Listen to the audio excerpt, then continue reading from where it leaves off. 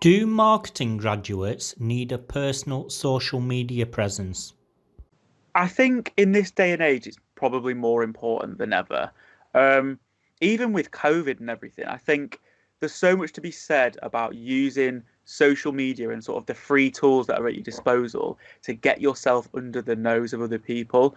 Like I'm super aware, it's probably the hardest graduate job market we've ever faced right now.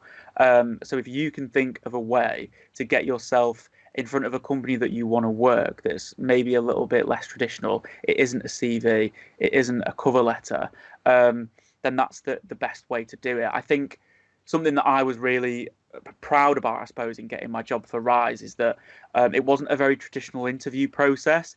I knew that I wanted to work for them. So my thought process was, okay, I need to shove what I'm doing and the good work that I'm doing under Rise at Seven's nose so they can't ignore it. And that's what I tried to do on social media. So when it came to actually getting a job here, half the battle was won because I'd already shown a lot of what I could do. I didn't have to try and prove that through an interview process.